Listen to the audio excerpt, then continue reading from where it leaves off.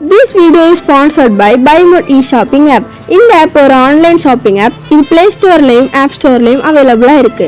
இது மற்ற online shopping app மாதிரி எல்லா பொருட்களும் இருக்கும்.